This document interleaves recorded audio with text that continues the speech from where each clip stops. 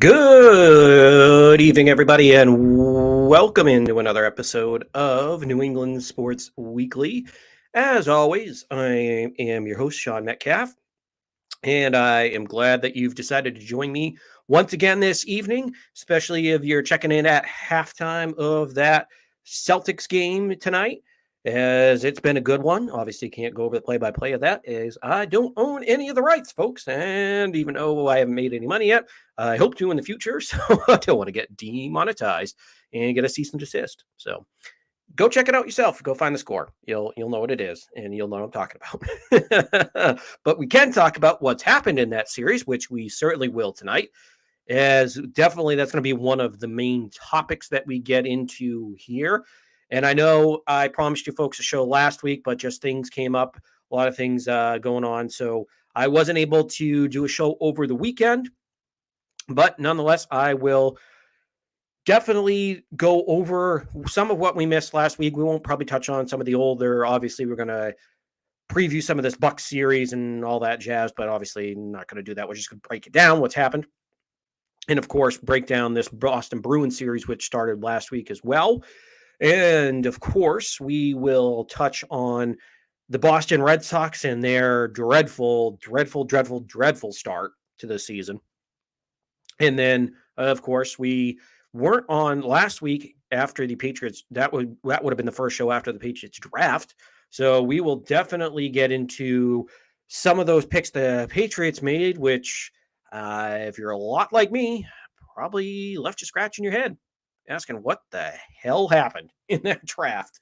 We will definitely break down, especially those top couple picks there that they made in the 2022 draft.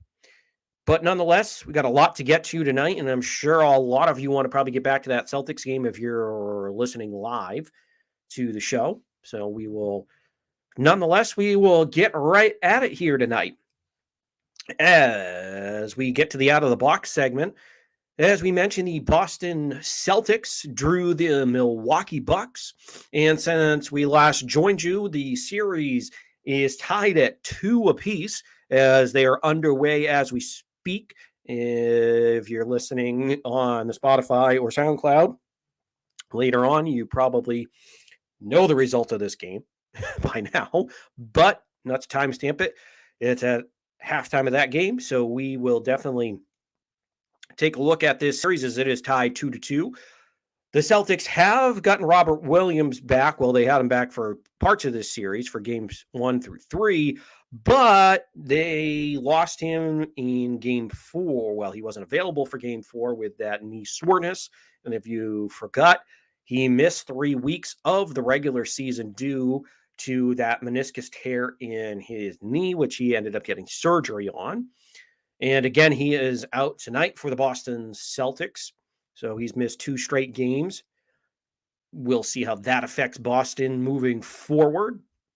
But nonetheless, we will certainly break that series down, as Al Horford had his big game in game 4 of the series. 35 years old, but looked like he was back at being 25, put down 30 points for the Boston Celtics, and really brought the energy to that Celtics team in game 3. And of course, Jason Tatum finished things off, and the Boston Celtics completed the comeback to tie that series up at 2 apiece. Now, over to their counterparts at the Boston Garden, the Boston Bruins drew the Carolina Hurricanes, which was the last team I wanted them to face going into the playoffs. And to their credit, I thought they were going to get the gentleman's sweep and lose in 5. But they have tied the series up at, well, it was tied up at 2 apiece. And now the Canes took a 1-game lead in the series as they head back to Boston, as the Bruins have to stave off elimination. Now, there has been some good news here recently, as the Bruins ended up getting Charlie McAvoy back, who missed the last couple games because he was on the COVID protocol list. And there was a little bit of kind of a strange situation going on, as he wasn't supposed to play yesterday. And then, of course, 45 minutes to an hour before the game. Well, not before the game, but maybe around 5 o'clock, 5:45, somewhere around that, like an hour or so before the game. What you will. The Bruins got a private jet for Charlie McAvoy. He flew back down to Carolina. Of course, you're not going to go down to Carolina if you're not going to play, especially if you're on the COVID list. You're not going to be there in a mask. Whatever you want to say about all that crap, whatever. But of course, the way teams treat it right now, you're not going to fly down to Carolina if you're not feeling well. Try to rest up for tomorrow night's game. But he must have been feeling better and passed all the protocols, and he was down in Carolina, although it did not end up helping the Boston Bruins as they got absolutely slapped around in that game as they lost 5-1, although the last goal was an empty netter, but still they got slapped around nonetheless. Really didn't show too much fight in that game. So we'll see here if they come out swinging in Boston as the series shifts back to Boston. Say that 5 times fast, folks. But as the series shifts back to Boston, we will preview that game as well and see what the Bruins have to do to keep their season alive as they're one game away from being eliminated. And of course, in other news of that series, it seems as though Hampus Lindholm, who was taken out in, I believe it was game 2 of that series against the Canes with a very bad injury. No penalty was called. I thought possibility of boarding, maybe, but it was a clean hit. It just happened to be wrong place, wrong time there for Hampus Lindholm on a clean hit where he got knocked around, and it seems as though he's passed all the protocols and all the tests. So he seems as though because he was skating with the team today, so it seems as though he will be back tomorrow night in the Garden. That will be a big boost as he'll be back on that top line as you would think with Charlie McAvoy, and give the Bruins some more depth defensively. Although they did pretty well. They did pretty well in the 2 of the last 3 games without Hampus. So we'll see if the rest of the defensive core minus game 5 can keep up what they had going before then and add Hampus and hopefully a Charlie McAvoy that's a little bit more rested, because you can only imagine if he had COVID or whatever sickness that he just didn't look the same yesterday. But again, if you're going to have one of the best defensemen that on your team and in the league, you're available, you're going to play him. I mean, plain and simple. So we'll see how that wraps up as the Bruins are getting a little bit healthier.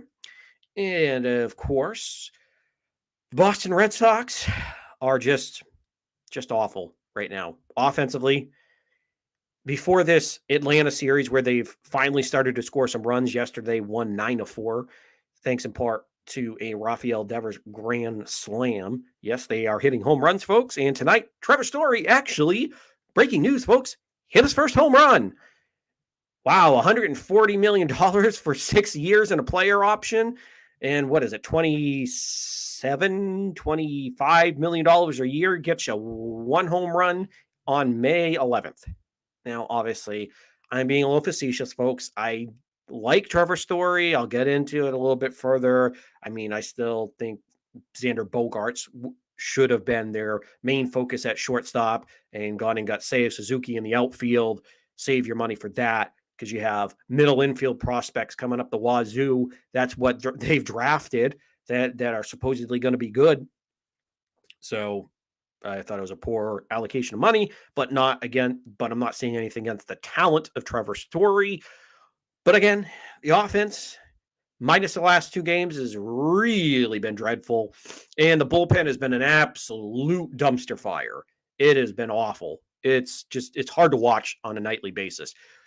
I don't know how I keep putting myself through it every night, but I do. And it's painful. It is painful, folks. Painful to watch that bullpen. I don't care if you have a 6-7 run lead in the 7th and the 9th inning. I am still crossing my fingers and my butthole is puckered because that is just awful to watch, that bullpen at times. So we'll see how things shake out here.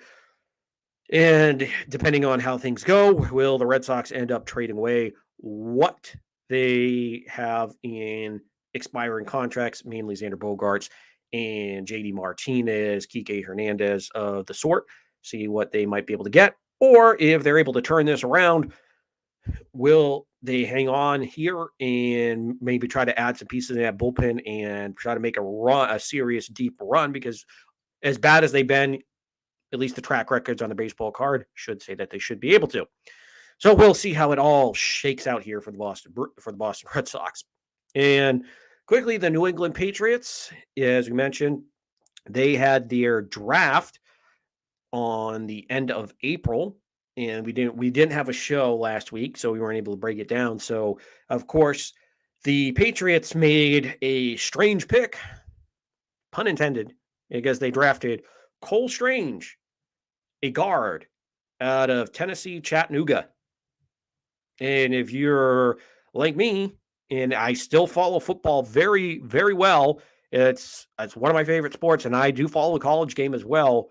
But that's a Division I AA school, and if you're a pigskin head like me, then you do know that's where Terrell Owens went to school. But again, it's not exactly a football factory outside of Terrell Owens. So, yes, they drafted a freaking guard out of a Division I AA school that had a late second, early third, and some people even had in the fourth round.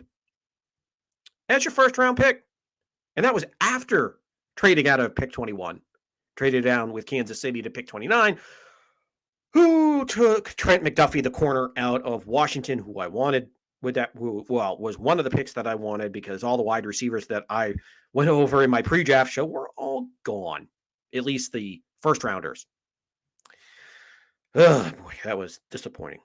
And then, of course, in the second round, they ended up getting a wide receiver.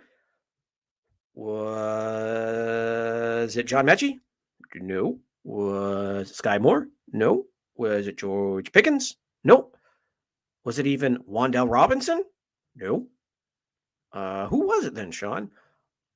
Oh, it was Tyquan Thornton. Who, do you ask? Oh, yeah, that's a fifth-round pick. Or it's a second-round pick. He is officially a second-round pick with a fifth-round grade in a lot of people's books. Yes, and you can debate how those rankings actually work, yada, yada, yada, blah, blah, blah, who's actually ranking them, all that.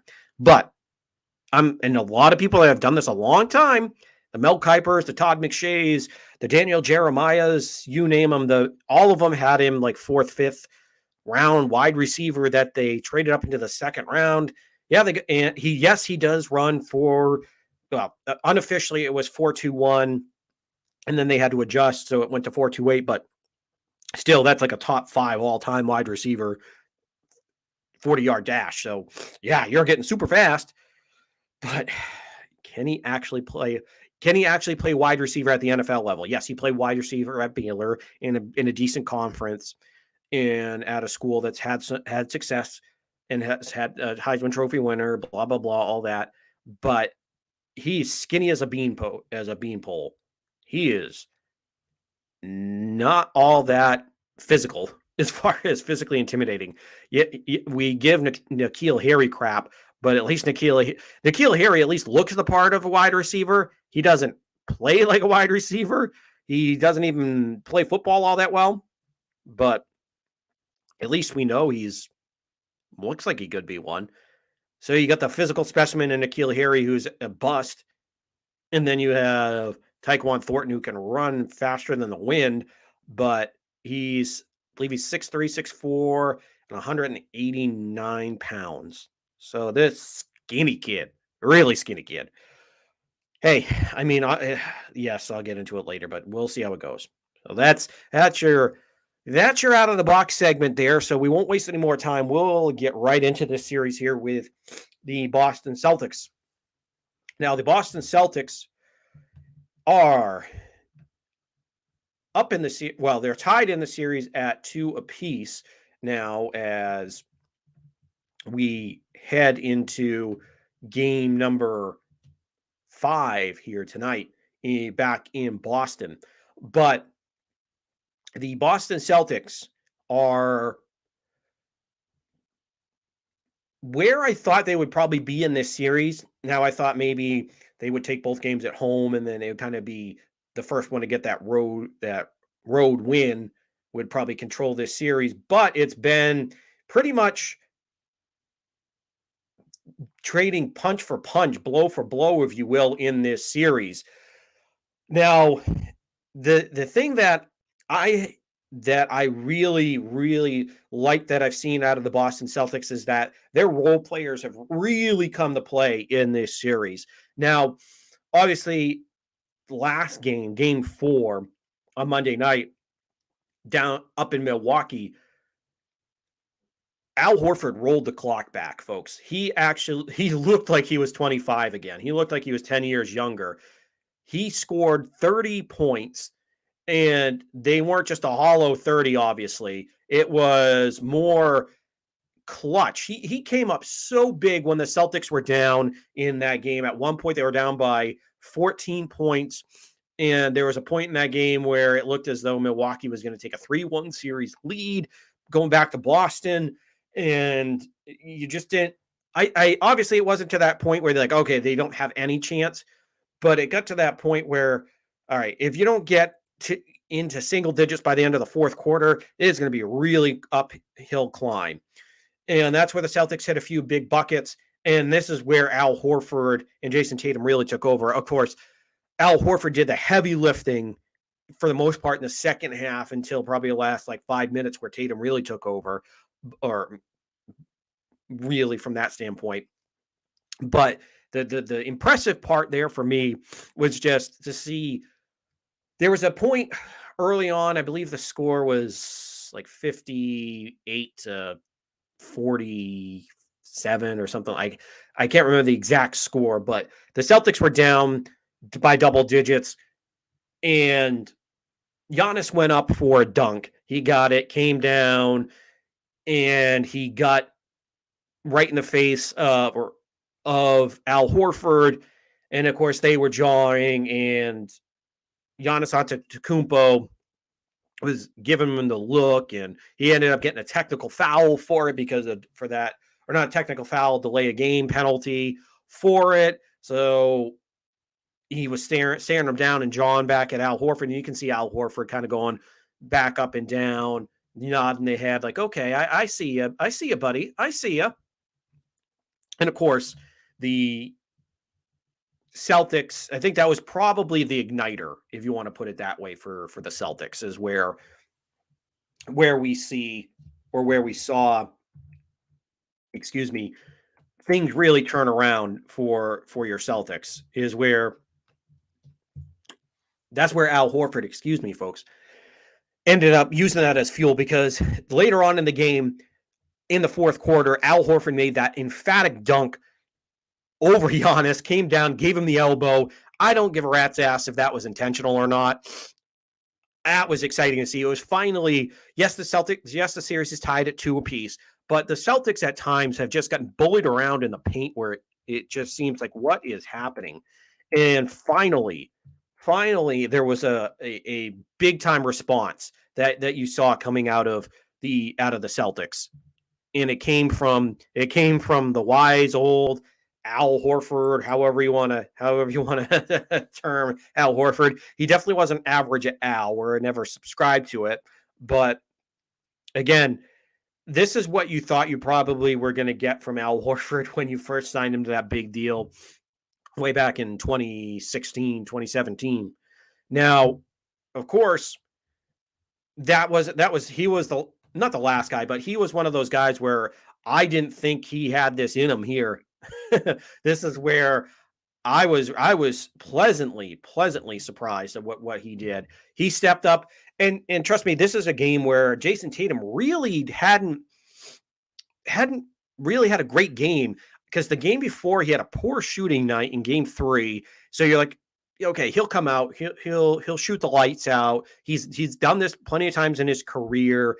I don't know the exact statistics, but somebody was looking it up earlier, and it pretty much was where Jason Tatum, after he's had a poor shooting night, he's come out and had 30 plus points in a majority of those games where he did hit 30 points, but for the most part in game 4 in the early portion, he really didn't have a lot going on. And then finally, after Al Horford pretty much willed the Celtics back into a tie and into a slim lead, that's where Jason Tatum became the closer or the finisher at that point. So he came in, really slammed the door on the Milwaukee Bucks in that game.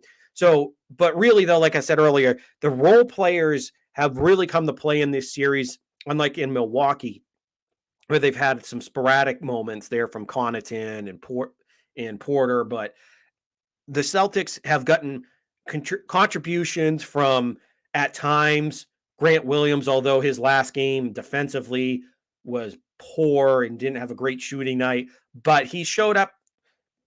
I'd probably give him like a B minus in this series when it comes to Grant Williams. And then, of course, Al Horford, you got to give him a solid A plus in this series, because he's done a great job, not just offensively, but guarding Giannis Antetokounmpo as well. So it's been just a pleasure to watch Al Horford come in and be that complementary piece to Jaylen Brown and Jason Tatum all series long. And then, of course, excuse me, Marcus Smart, he did miss some time with his hip, but he's been out there and he's played well defensively. So just all around, the Celtics have gotten contributions. And even at times, we've seen Derek White come out and have a good game. And last game, he came down and had a few good buckets and played well defensively. So it's been pretty good. And then even in this game tonight, he's come out firing offensively. So the Celtics are more deep in this series. No ifs, ands, or buts. I know the Milwaukee Bucks are the defending champions. The thing that's hurting them, though, big time, is not having Chris Middleton. He's the guy that can create his own offense. Obviously, Giannis Antetokounmpo is the MVP, the two-time MVP, reigning champion. But in this series, he's kind of by himself, because yes, they have Drew Holiday, but Drew Holiday, I think of more in the Marcus Smart vein of he's a defensive first point guard where you'll take what you get offensively from him. But if you don't get that, then it's pretty much Giannis, and then you see what you get from the supporting cast. Maybe Brook Lopez shows up here. Maybe Pat Connaughton knocks down 3 or 4 threes in a series, or in a game, I should say, and get you some points. But it's really been kind of the Giannis show in the 2 games that they've won. So they really are missing Chris Middleton. And I know that's an understatement, but it's true. And then Grayson Allen gets a few shots here and there as well. But it's pretty much been just Giannis. So that's where the Celtics have the huge advantage, because you have obviously Jason Tatum and Jaylen Brown as your two Jason Tatum is a superstar, top 10, top 5 player in the league. And of course, Jaylen Brown is an all-star in his own right. He's a star. And then of course, you have the rest of the supporting cast. So that's the big thing here for Boston is the supporting cast. And the one thing though is that's driving me crazy in the 2 games that Boston's lost has been the turnovers. There have been times in this series, I know I've praised them so far, but here's one thing where I just am absolutely pissed of what they've done. There'll be times where they try to play a little too fast, they try to get a little too fancy, and they'll try to go for that long court pass, try to get the easy bucket with somebody that's on a fast break, but there's too many defenders in the way, too many Bucks in the way, and it gets picked off. Or something that I've also seen is they try these awful passes. They either go like fire them away and they get picked off, or the ones that really piss me off are like they'll try to get too cute with the pass and they'll try to do a very smooth, very soft bounce pass that the Bucks, it basically gets telegraphed to them and they end up picking it off. And just the turnovers in this series is just, that's been the main thing that drives me nuts. It's like, just slow down. And if you have to, just move the ball. Don't go for the home run pass right away. Yeah, is it going to be sexy if you get it done that way? Sure, of course. But if you're in danger of, you got 2 or 3 Bucks around you and there's a danger of turning the ball over, just say screw it and go for that second, third pass and get those points and go up by 6, 7 points, go up by double digits instead of getting the Bucks back in the game. And that's what's been infuriating here. And all right, so normally I hate blaming the refs. I hate it. It drives me nuts sometimes when people do it. But to be honest, this series has been awfully officiated. Awful, awful, awful, awful. It's just been god awful at times. How can Giannis? Yes, I know he's a physical player, and yes, I understand that's his game in the paint. He's not a 3-point shooter for the most part. He can knock a few down here and there, but his game is being physical inside the paint, driving inside, and then taking some of those shots out on the elbow. But my God, you have to. There are obvious calls where he's bowled into him like a freight train, and the referees are just like, no, he can assault the Celtic, you can assault the player, and it's pretty much, you can do whatever you want. So that's just what drives me nuts. And then you'll see a Celtics player do the same thing, and oh no, that's an offensive foul. And for the love of God, if you're going to call an offensive foul against the Celtics, do it against Giannis as well. If you're going to have those calls, just be even with them. Just be consistent. Be consistent the whole time. I don't care if you call it on Giannis. I don't care if you call it against the Celtics, but call it against the Bucks as well. That's my point. I'm not just going to be like, oh, the Celtics never do any wrong. Yeah, I've seen the Celtics have plenty of offensive fouls in the series, but my point is just be consistent. Be consistent. That's what upsets me about this. Just be consistent. Oh my God. I just, that's just what gets me worked up about this whole thing. It's just be consistent. Don't sit there and try to tell me that that's not an offensive foul, that's just a basketball move, that he's not.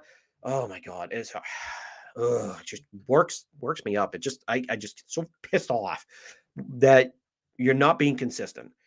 In whatever sport we're in, yes, am I going to have homer moments? I'll admit I'm a homer when it comes to these teams. I'm not going to lie to you, but at the same time, I also want them to be consistent. You're going to call it for one team, call it for the other team, because then it just becomes a laugher at that point. So that's just been what's frustrating. But all in all, though, I've loved what I've seen out of the Celtics in this series, because what I've really loved here and over the last 2 games here without Robert Williams in the game is that you've gotten pretty good defense from Grant Williams and Al Horford guarding against Giannis in those last couple games.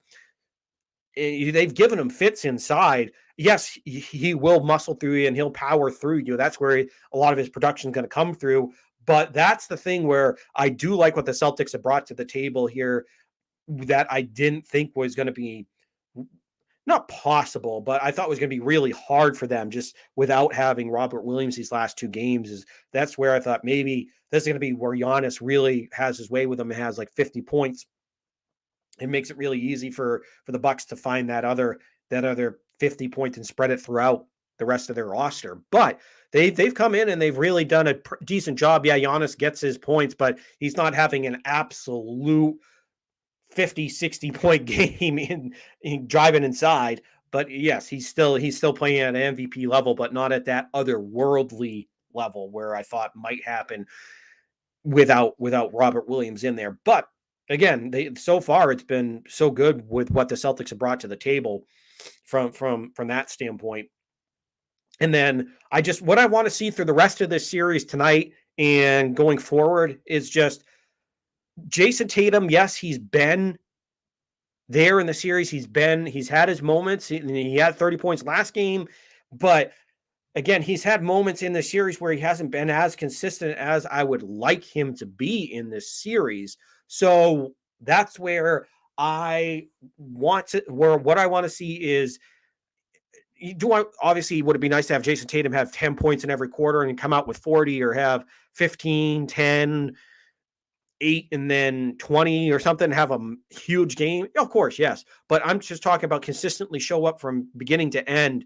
And of course, obviously, like he did last game, if he shows up in the fourth quarter and comes up clutch, that's really where you want him to shine. That's what you want him to do. So don't mix my words and think that I don't think he's showing up at all and he's sucked and any of that. No, for me, it's just been a situation of, okay, this is where I just want to see a little bit more consistency out of a guy that I think has ascended into the top 5. This is where in the playoffs, I need you to come out and really, really dominate from start to finish. So that's kind of been my little bit of what I want to see here moving forward from the Boston Celtics. But other than that, I really liked what I've seen out of the Celtics team. And to be honest, this second round between the Bucks and Celtics, to me, that this is pretty much the Eastern Conference final, in my opinion. Now, I'm not trying to take it away from Miami. They're a good team. But I honestly think the Celtics and Bucks are the 2 best teams in the East. And I'm not going to say it's a runaway for both of them, but I think they're probably a couple steps ahead of Miami and Philadelphia. Because I just think there's a little any team with James Harden, as good as he is, there just hasn't been that success following Harden as far as NBA title success, championship success when it comes to James Harden. So we'll see how it turns out. But again, this is where I think this is your Eastern Conference Finals here to determine who ends up going to the NBA championship series. So whoever wins this series, which I pick the Celtics coming into this, surprise, surprise. But I think whoever wins this series is going to be the one that ends up going to the Eastern Conference Final. So we'll see how this all shakes out here for Boston. Now, moving over to the other side of the garden, onto the ice, that would be the Boston Bruins. Now, the Boston Bruins, despite what happened last night, I'm actually kind of shocked at how things have turned out in this series. Now, I picked the Carolina Hurricanes to have the gentleman's sweep over your Boston Bruins. As much as big of a Bruins fan as I am, the Bruins have gotten manhandled this year by the Carolina Hurricanes. They were 0 for 3 in the regular season. And then the first two games of the playoffs, they absolutely got manhandled again. They just got outscored. And at one point for this year alone, it was 24-1 in goals scored. It was just an absolute bloodbath against Carolina. So I did not want them to draw Carolina going into this playoff series. And that's why I was so nervous, so disappointed. And I know Carolina, I know people brought up they have their situation with their goaltender now that they're down to their backup in Ante Ranta. And then they're waiting for Craig Anderson to see what's going to happen with him. And then, of course, you're down to your backup as your rookie goaltender. So it's all been kind of a mixed bag there for Carolina as far as their goaltending situation. But obviously, with offensively how things have panned out for them all season long, where, yes, they don't have a true superstar.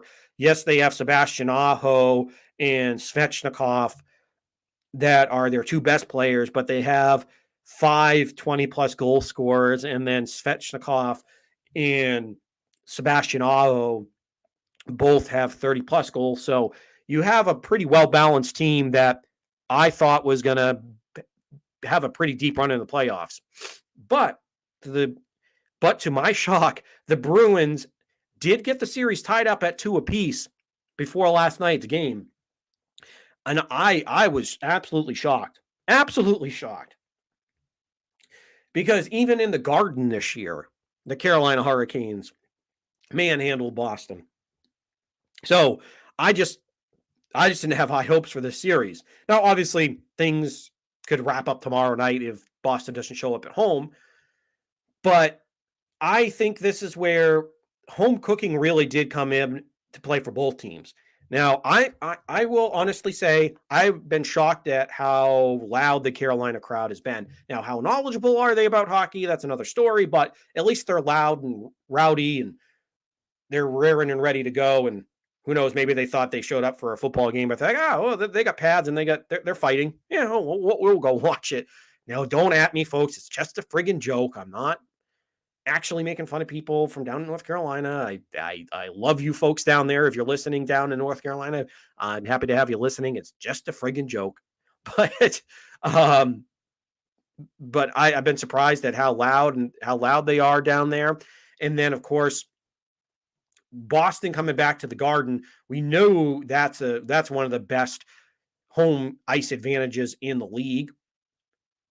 And of course, the Bruins came home and absolutely got things cranking at home, as that's where their 2 wins came. So I think tomorrow night this is where I think Boston ties this series up against the Hurricanes, because obviously, in my opinion, the Boston, they might not be as deep as Carolina, but they're more talented, as far as, if that makes sense for you, because Carolina has more goal scoring throughout their lines when they have the 520 plus goal scorers, but Boston has the higher end talent in Bergeron, Marchand, and of course Pastrnak is one of the best goal scorers in the NHL, one of the best scorers in period.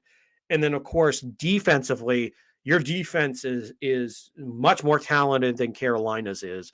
In Charlie McAvoy, in Hampus Lindholm, Brandon Carlo, Mike Riley's even brought something to this table. Yes, and the one area in defensively for the Boston Bruins has been Matt Grzelcyk, where he's taken some bad penalties, and it's been tough to watch sometimes when it comes to Matt Grzelcyk. But still, all in all, the Bruins have the more high end talent in this series. So from that point, that's where I knew they still had enough in them if to at least maybe shock this series, maybe come up with an upset. But I realistically, I never thought that would be the case. But they're in that position now where they could do that if they can get a win at home, which I think is what's going to happen tomorrow. I think they'll end up getting that win tomorrow at home. And their goaltending since they switched over to Swayman, yes, has it been what Tuukka Rask has been in his prime in the playoffs?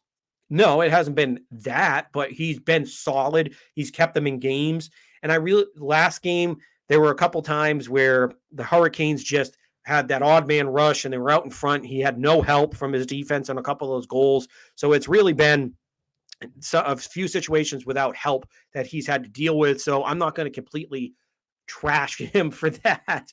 So he hasn't had as much help there for Boston. And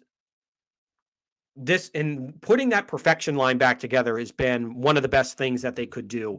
Because the one thing you got to give Bruce Cassidy credit for, because I know he's been under a lot of heat lately, has been to make those moves when needed.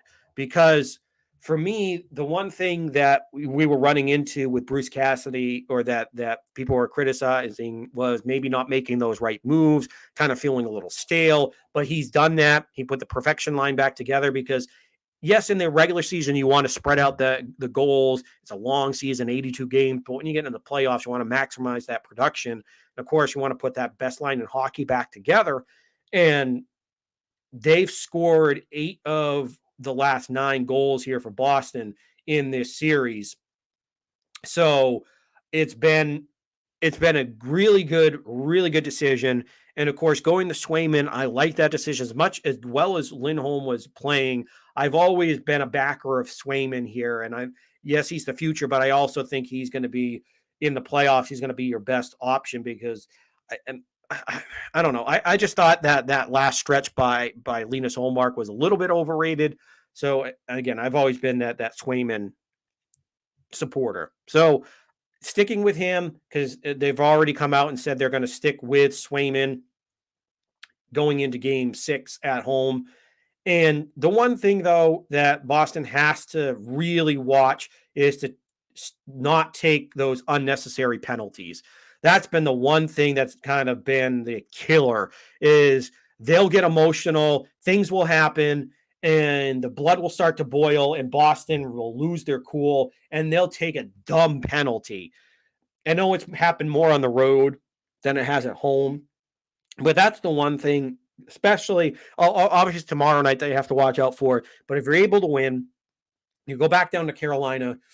Don't let the emotions control you and take stupid penalties. Do not take dumb penalties. That's what they've taken so much advantage of is being able to take advantage of those power plays and absolutely demolish you and take big leads because there was that one game, I believe it was game 2, where Boston took, what was it, 7 penalties in that game, 9 penalties or something stupid, something ridiculous. And they ended up having to really pay for it in that game. So I don't know. It's just for me, for Boston going further to keep their hopes alive. You obviously one, you have to come out with a lot of aggression. Well, a lot of not aggression as far as fighting, but I mean aggression as far as to try to get ahead early because they, even though they've won 2 games, they never have been ahead in this series. Carolina's been the ones that have struck first, and I think you really have to put the pedal to the metal here and really put the pressure on Carolina and get ahead. I know, oh, that's simple, yeah, get ahead early, but that's been one thing they haven't been able to do. It may sound simple, but you have to do it. You have to score first and get ahead because it's just that's what's really put you behind the 8 ball in some of these losses for them. So I'm just hoping that they come out at home, use the crowd, get the energy, and get ahead early. And of course, don't take those dumb penalties that you have earlier in this series. Keep out of the penalty box, which has been a problem for Boston in this series. I know Carolina has instigators in D'Angelo, but just you can't let them get under your skin and take those penalties. Make them take the penalties and make them pay on the power play, which you've been able to do. But for me, this is where I've been pleasantly surprised what I've seen out of the Bruins here. And you just have to tie the series up tomorrow, which I think they can do. And you just need one road win, just one. That's all you need is one. And then obviously you take this series. But there's been some frustration, but there's also been some hope that I've seen here, which honestly I didn't think was going to happen for Boston in this series against the Hurricanes. So we'll see how it all shakes out here for Boston moving down the road here, and hopefully they stay alive tomorrow. Now we'll go over to Fenway, or not that they're in Fenway, but the team that occupies Fenway in the Boston Red Sox, who are on a road trip to Atlanta, playing the Braves, and going over to Texas in a 3-game series there before they come home. And side note, I will actually be down in Fenway on not this Saturday because they'll be on the road, but a week from this Saturday for my birthday. I do have tickets to the Red Sox. Now, now early in the year, I had a lot more hopes that this would be a lot more exciting going down there. But of course, with the latest events that have been going on with the Red Sox, now they won last night, so they're 11-19. But I'm just hoping that things really turn around here so that I'm actually there at an entertaining game and that this season turns around, because it would be that would be fun to be down there when it's actually when the park's rocking and rolling. But nonetheless, the Red Sox are off to a historically bad start. They are 11-19, so they did get a win last night, but they're still 10.5 games. And I don't want to hear you tell me, oh, but it's early. It's May. It's May 11th. It's May 11th. Yeah, but guess what you can do early in the season? I know the old saying is you can't win a pennant in April or May, but you sure as hell can lose one. Sure as hell can lose a division, especially when you're 10 games behind and it's May 11th, for Christ's sake. May friggin' 11th, and they're already 10 games back. And this is a team that was supposed to hit. They couldn't hit if they couldn't find water if they fell off a boat, for Christ's sake, the way they're hitting. It's ridiculous. And it's not even just in the only two hitters that have shown up consistently this year has been Xander Bogaerts and Rafael Devers. Other than in JD. So, okay, I'll give them three. Three guys that have been somewhat consistent. The JD's been a little hot, a little cold, but those are the three that I'll give you. Other than that, and I know everybody wants to harp low on the order, but there's really only been two to three players that have shown up consistently. You don't have a leadoff hitter. You don't have anybody setting the table, because Kike Hernandez, God love him, he had one of the best playoff runs I've seen a baseball player ever have offensively. He got white hot, and absolutely hit everything under the sun and hit it a mile or scorched it and left holes in the wall.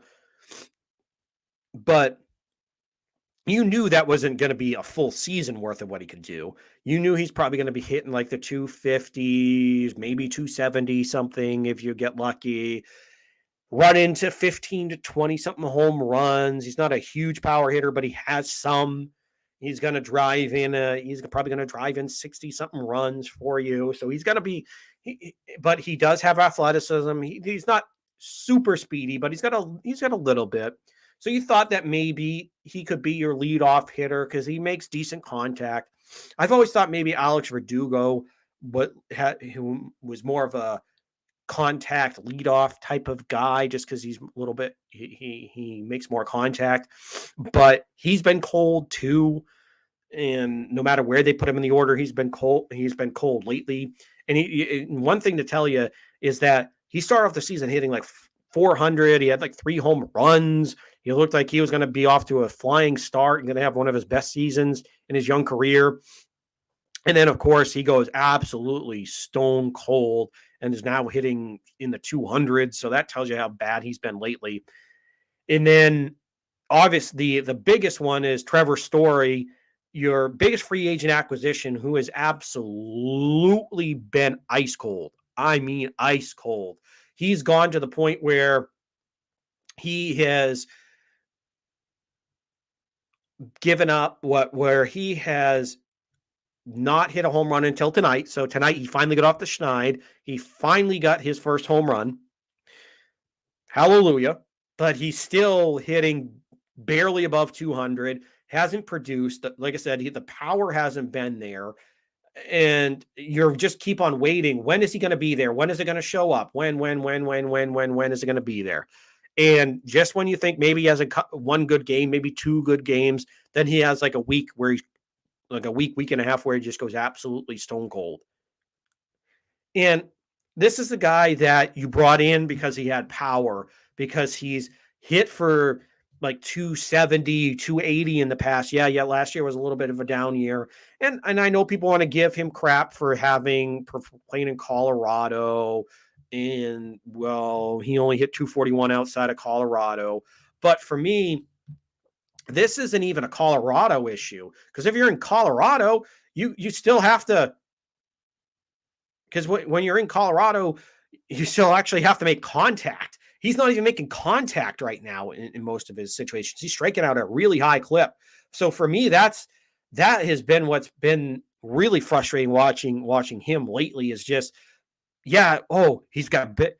Oh yeah, this is him outside of Colorado. No, it's him not making contact and not being a not even making it not an attempt, but not even being productive, not even having a productive at bat.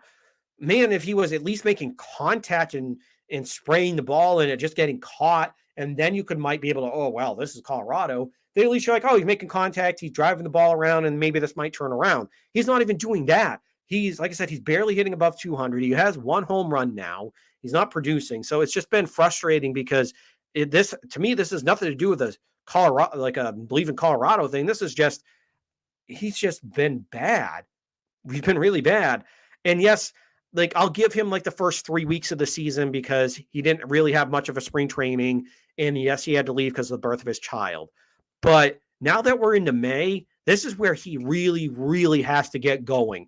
He has to have a really good month of May because I'll give him a mulligan for most of April for 3 weeks, maybe 4 weeks of April, but it really, you can't continue to do this. You're getting paid $27 million a year. And yes, I know the defense is part of it over at second, but for crying out loud, you brought him in mostly for the bat.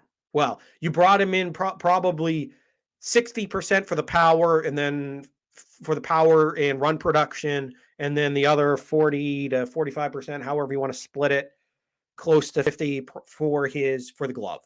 So I get it. He's made plays with the glove at times, but still there's been little offensive production. And then obviously Bobby Dahlbeck, I'm done with Bobby. I'm done with Bobby right now.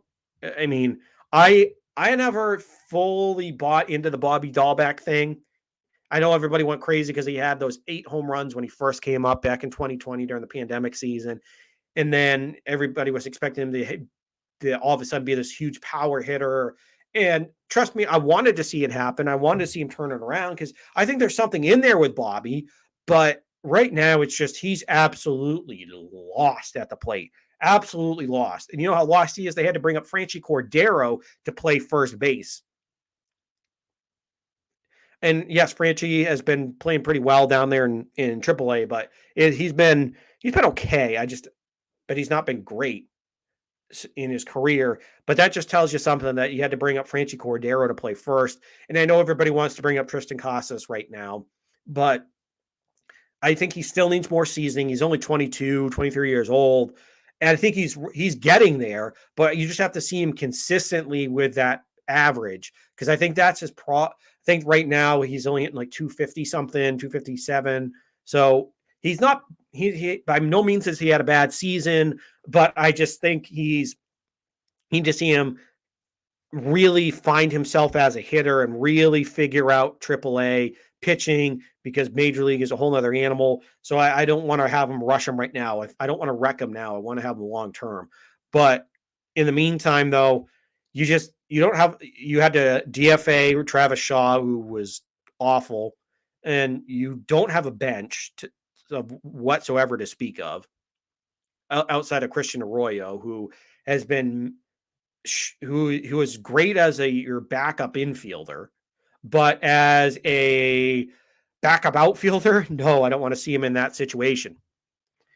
And you've mismanaged what you have going on your bench. In offensively, you're not until these past couple games here in Atlanta where you broke out yesterday, and I felt like having a friggin' party, and I felt like I was seeing something that I shouldn't see. That I was like, oh no, wow, this is like getting let into your parents' secret room that you weren't allowed into because oh my god, they can score runs. They're allowed to score runs. Oh my god. That was what it felt like yesterday watching him hit a grand slam and just knock the cover off the ball. But in all honesty, though, that's been the biggest thing that I've been frustrating with. And then the other part of this is that you don't have a bullpen because now Garrett Whitlock is in the rotation. I know he stayed longer than I thought, but it's because now you lost Michael Wacha to an injury, and Rich Hill is still dealing with COVID, and now you got news that Chris Sale, because of a personal injury, won't be back as soon as we thought in June. And obviously James Paxton had a little setback, so you won't get them back until June either. So it's just been one thing after the other, so you can't put your best bullpen weapon, which long-term Whitlock is going to be a stud starter for you. He is. But for this season, you need him to be your bullpen weapon. That guy that you can go to when you need to lock down an inning or 2 innings or 3 innings in the bullpen. This is where you should have signed Carlos Rodon, who went to the Giants. I wanted him. He was one of my pickups, or you go trade for one of the Oakland starters. But again, if you didn't do that, Bloom should have gone out and got bullpen arms. We saw one over the weekend with the White Sox series, and Kendall Graveman, who I wanted really bad, so bad. And they didn't go out and get him. They didn't go out and get Kendall Graveman. They didn't go out and get Rossiel Iglesias. You don't have a closer. I want a goddamn closer. Give me a closer. Christ, if you had a closer right now, you'd have 5 more wins, 6 more goddamn wins in these close games you've had. You've had so many of these games where you've blown the effing lead, and it's been maddening. You wouldn't be anywhere close to this piss poor record that you're at right now. It wouldn't even be this damn close. But behind Bloom has to go shopping in the effing bargain bin for relievers, for Christ's sake. Oh, no, I can't. I can go spend all this money on Trevor Story and piss off friggin' Xander Bogaerts. Now, Xander Bogaerts probably is going to leave town. That's another thing for another day, for Christ's sake. And now all these trade rumors that are getting cooked up out there are just stupid, because half of them are coming from not Joel Sherman, but John Heyman, who's in bed with friggin' Scott Boras. But it's just ridiculous, absolutely freaking ridiculous, because you went out, you spent your money on now. Obviously, if you bring Bogaerts back, I'll turn the temperature down on the whole Trevor Story thing. But again, you spent the money on him. You didn't go spend your money on pitching. You didn't get on an outfielder. You mismanaged this friggin' team so bad as far as getting pieces. Yeah, yes, you have what should be a pretty good offense, what I thought would be a stacked offense. But and that's where I thought you could live with Vasquez and live with Jackie Bradley down low in the order. But they're not hitting. The bullpen has been a dumpster fire for most part of this. And it's just been like, what the hell are we doing? Why didn't you go out and spend money on this? I'm not asking you to go out and spend $50 million or $75 million on your bullpen. But Christ, instead of spending bargain bin money on guys, although one of your bargain bin guys in Strom has actually been pretty good, but the rest of it's just been like Jake Diekman. Not really great. Austin Davis. Not really great. Brazier. At times he can just absolutely give up his lunch to anybody. Ugh. And Matt Barnes, man, he's lost it. So it's just like, what were you thinking? What were you thinking? Christ, if you don't go get starters, which actually the starters, until Michael Wacha went out and Rich Hill was pitching pretty well, they actually were pitching decent. They were actually doing their job. You don't have a goddamn bullpen. Oh, my God. How do you not at least go out and spend? You're the friggin' Red Sox. You can't go spend money on a bullpen? You can't spend money on actual bench players that can fill a role. Instead, you have guys that shouldn't even be on a major. Well, they shouldn't be on a major league roster, but guys that shouldn't be filling the roles they are on the bench. My God. And it's just a mess. Just a mess. Now, obviously, they have the talent to turn it around. Now, are they going to have time to? Yes, it's May, but again, the further you go here, the longer you dig this hole, the harder you're making it for yourself. So it just feels like this team right now is just in a bad spot, and the offense and the bullpen is really letting this team down. It seems like one day when the offense actually does rarely score, you have more than 4 runs a game, more than 3, then the bullpen just absolutely pisses it away, or vice versa. When the pitching does really well and you only give up 1, 2, 3 runs in a game, you can't muster together enough runs. So it's just been absolutely dreadful. Absolutely dreadful. It's just been so hard to watch at times. But again, the talent's there. Everything is there. It's just a matter of actually putting together consistency. That's been their whole thing has just been consistency on an uneven level. So we'll see how that goes. Hopefully they can turn it around here. And like I said, I'm going to Fenway Park here in about a week and a half or so for my birthday on May 21st. So that'll be fun. Hopefully it's a good game, but we'll see how it goes. So, and hopefully by then they turn it around. And then so we'll just take a quick look here at what they haven't been the Boston Patriots since that banner that I have right up there. But the New England Patriots had a strange draft. Strange is the word. And that's for multiple reasons. Yes, they did pick a guard in Cole Strange, but they did not have they picked some strange picks. They overdrafted some guys where they shouldn't have probably have been. So we'll see how this all goes. But the Patriots in the first round, as we mentioned off the top, they drafted Cole Strange, a guard out of a Division I AA school in UC Chattanooga, or not UC, but UT Chattanooga, University of Tennessee Chattanooga.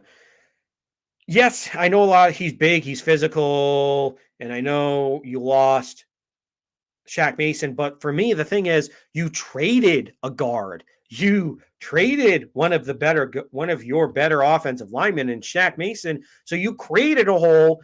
And then what did you do? You turned right around and you drafted to fill that hole when you could have just kept Shaq Mason and used it on, I don't know, a Devin Lloyd or a Nakobe Dean, or how about when you traded number 21 to the Kansas City Chiefs, who took Trent friggin' McDuffie, a guy that I wanted? They could have taken Trent McDuffie. And then, for Christ's sake, you could have had your corner. Now that you don't have J.C. Jackson, you could have had a corner. My God, Jesus Christ. But no, you don't have J.C. Jackson anymore. And you don't, and then you waited until the third round to go get not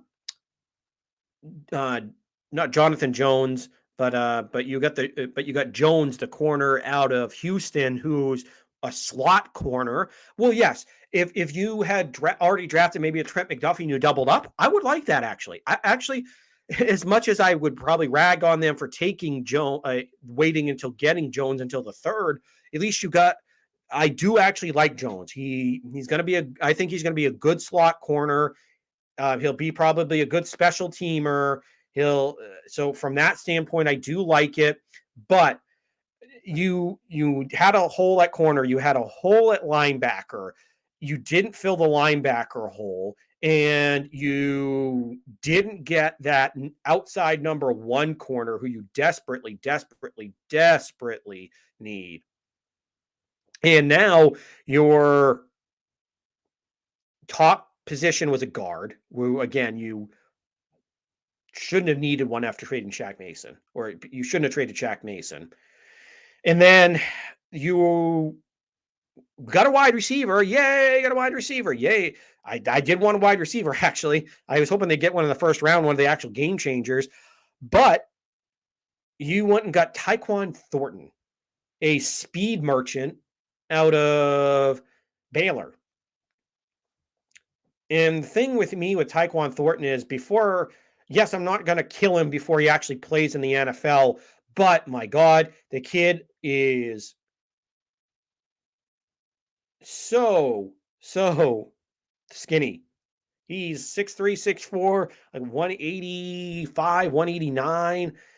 He's not big. And the thing with me is he just going to be a sprinter? Is that all he's going to be? Because is he going to, for me, this screams Bethel Johnson 2.0. And it's going to be, can you actually run routes? Are you going to be able to get off the line of scrimmage? Obviously, he's got the speed to separate, but he's going to have the moves to at least get past the defender and then use the speed to blow past them.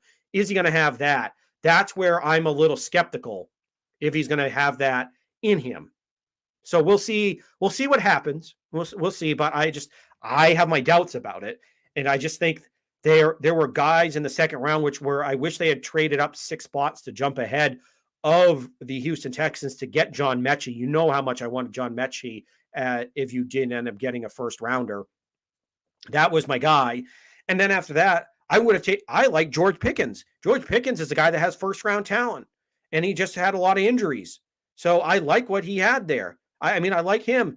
And of course, that's what Pittsburgh took him. So, Pittsburgh has a good history of taking guys. So, I can probably guarantee you that Pickens, he might not be a Pro Bowler maybe, but hell, he'll be a productive receiver in the NFL because that's what Pittsburgh does. They get Pro Bowlers and productive receivers. And then Kansas City takes Sky Moore, who Sky Moore wasn't high on my list of guys, but what was there in the second round? Don't get me wrong. I like Sky Moore. He's more of kind of like a slot guy with a lot of speed, but that you might be able to flex on the outside using the speed. But I would have taken Sky Moore over him.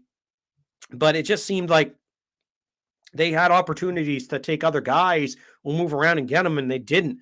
And the other one that pissed me off is they had multiple chances to go get Nakobe Dean, who slipped to the third round. Philadelphia took him with the 85th, 86th pick in the third.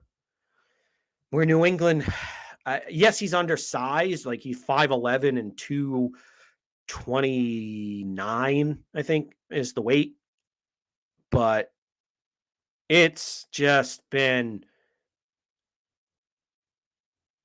It was just ridiculous watching him go slide and all right, the value. You want to talk about value, Belichick? There's the value. The value is right there in front of you, right there in front of you. And it was ridiculous that they kept letting him go. And I just hope he doesn't turn out to be an all-pro with Philly, because New England needs that type of linebacker. He's not a big thumper. He's that modern-day speed linebacker, and they would have really benefited from having him on the roster. So I was upset they didn't end up coming back with him. So we'll see how that all shakes out, how all these prospects shake out. I know that was kind of a quick rundown here, but we kind of gone along today on this episode. But we'll get back into them as we get into the Patriots mini camp and into the summer when things kind of die down and when it's kind of baseball and just Patriots mini camp. We'll break them down. But I at least wanted to let you guys know who the Patriots took in the draft, and that it was kind of one of those drafts where you're like, all right, there's a lot of kind of overdrafts here and guys that were taken that were projected second round, like it was in Cole Strange, second, third. So it'll be interesting to see what happens here. But we'll keep on monitoring this Bucks and Celtics series, and hopefully the Boston Bruins will be alive as they'll be in the playoffs as we get into next week.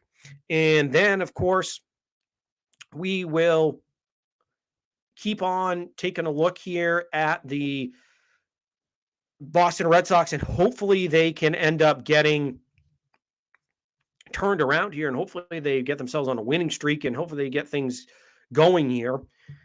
And, of course, if anything happens elsewhere in the Boston sports world with the Patriots or anywhere else, we will definitely keep you up to date.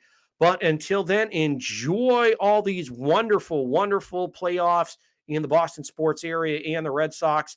Until next time, though, I've been Sean Metcalf, and hope you enjoy this episode of New England Sports Weekly.